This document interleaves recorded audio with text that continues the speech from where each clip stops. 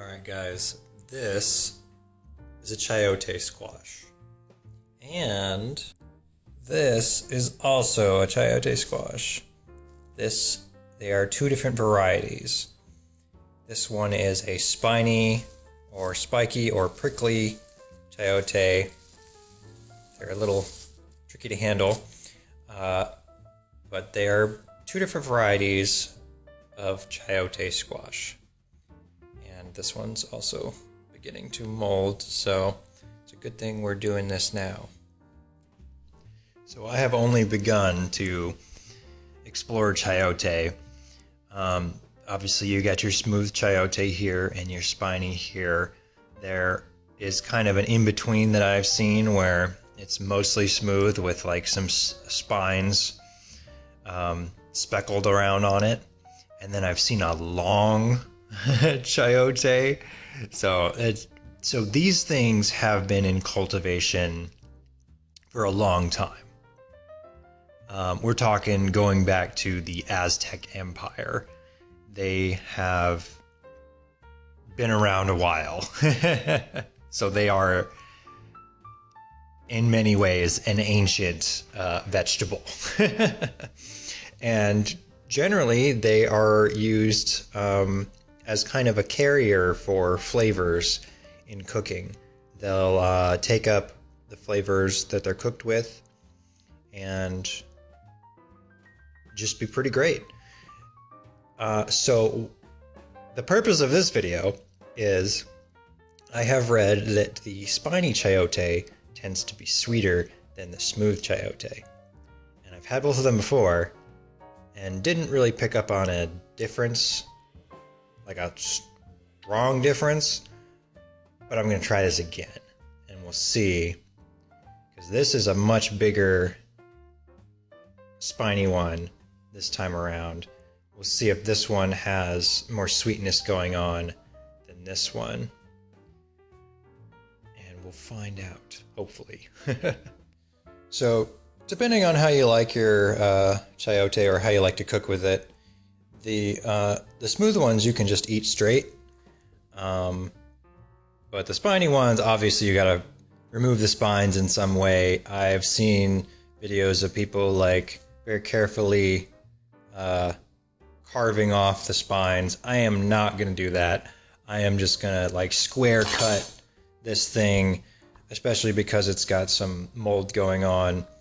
I am just gonna cut off as much as I need to get into the center.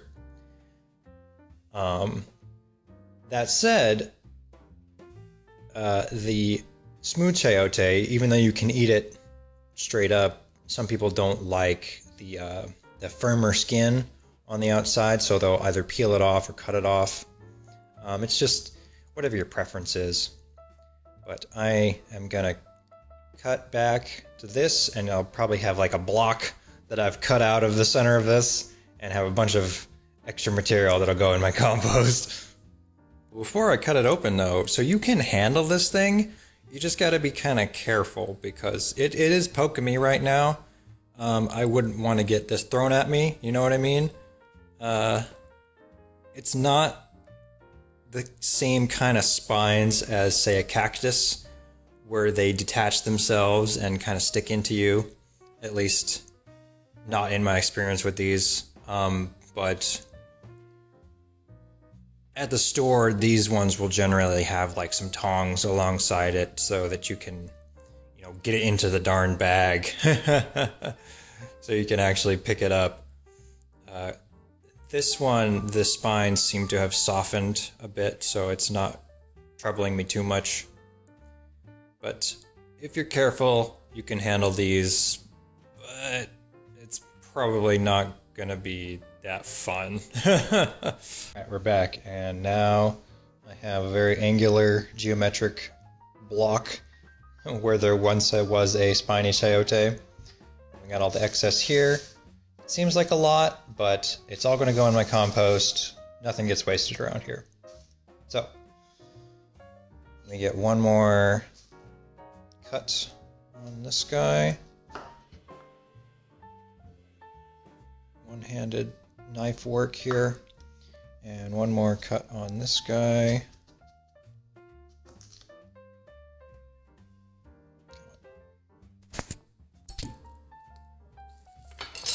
Okay. Now for the taste test. So they even kind of smell a little bit different. So this is the spiny, and then we got the smooth. So I'll try the smooth one first. And I'm leaving on some of the flesh because I can't be bothered to take it off.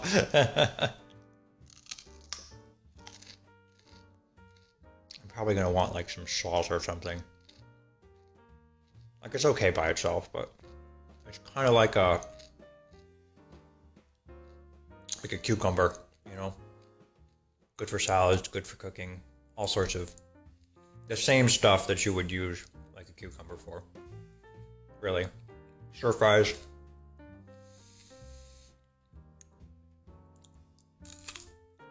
So it's fine. Not outstanding flavor. Crunchy. Crunchy's good.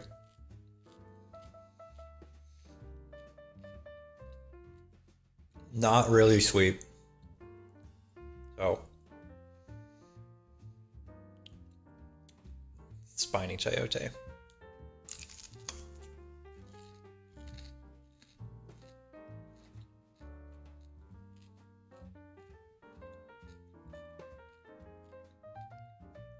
So there's similarities, certainly in texture and mouthfeel. It's got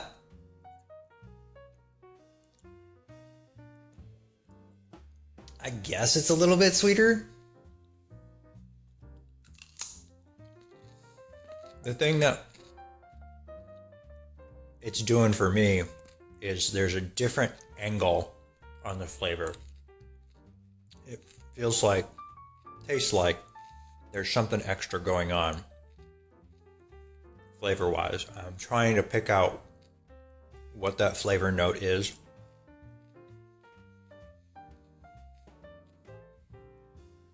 But my immediate reaction is that I prefer the spiny chayote flavor.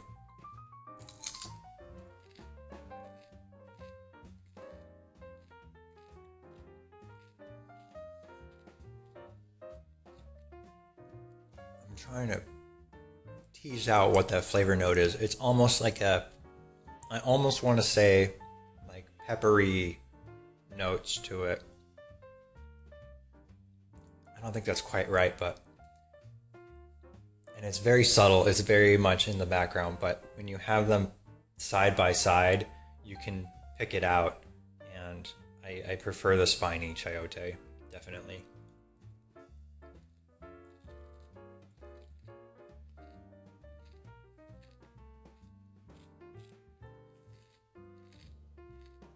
I'm gonna try adding a little bit of salt, see if it defines the flavors a little bit better.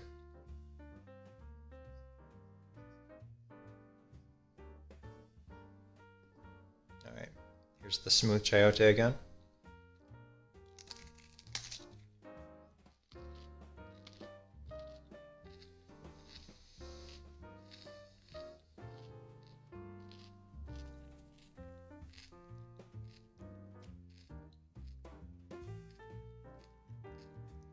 It's just it's fine.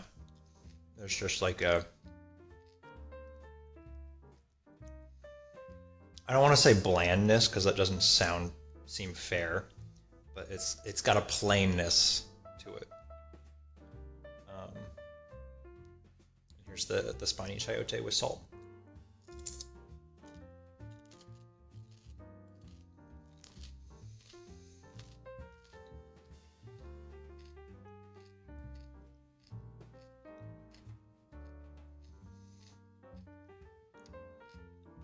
Now that I've added salt to it, it's kind of mixing and almost masking that flavor note that I was picking up on when it was just by itself. So I'm not sure. I still like this one better, but I'm having trouble describing why. It's a flavor thing.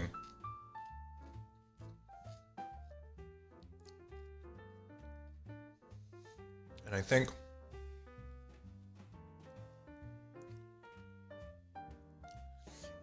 so I think another thing that's happening here is the spiny chayote is a little bit softer than the smooth one. And that could just come down to just a slight difference in these two particular fruits, not that they're normally like that. So when I would actually cook with it, I'm sure they would all cook down and be very similar texture-wise. So I'm trying not to be biased to the texture because they are almost identical.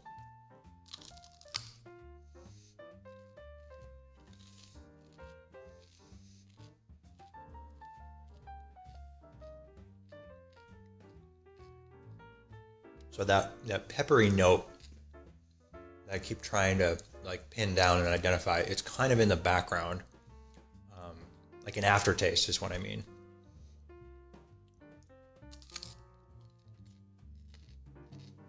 Anyway, this chayote squash, comparing a smooth to a spiny. In my own perspective. I'm sure other people will have different takes on these flavors and tastes. And I'm sure they will cook maybe slightly differently. There might be different dishes that are better suited to each. But there's something going on in the spiny chayote, the flavor that I prefer. And that is why I have started growing them in the garden. And it turns out chayote are very easy to grow. So if you have your squash, they sprout out of the bottom here. And so what you do is you don't plant it below the soil. You just plant it like on top of the soil, and it's going to sprout that sprout. And so you can even allow it to sprout before you place it on the soil, and that's going to give it a better chance of, taking and growing its vines. And that is what I did. Let me show you the plant here before I close it out. So here is my small chayote vine that I've been experimenting with growing. And we're going into winter, so it's kind of not a fan of that, I'm sure. But right down here, you can see the remnant of the original squash that I just placed on the soil after it sprouted, and it went straight down into the soil. You basically don't have to water it because that squash is so full of water and nutrients that it's going to go down and be able to supply the roots and the vine with all the nutrients it needs for a little while. Like you can monitor it and make sure that the soil isn't, bone dry, but it's probably not going to need that much attention. But again, this is just an experiment that I've got going, and it started to attach itself to this tree here. But I'm hoping in the future I'll have some chayote squash vines sprawling out. I'll probably have to rehome it because this is too small a space. But I liked the flavor of the spiny chayote enough that I wanted to start growing it. So I did. And they are easy to grow. So yeah. Hope you thought that was interesting, comparing the two varieties of chayote, and I'll see you in the next one.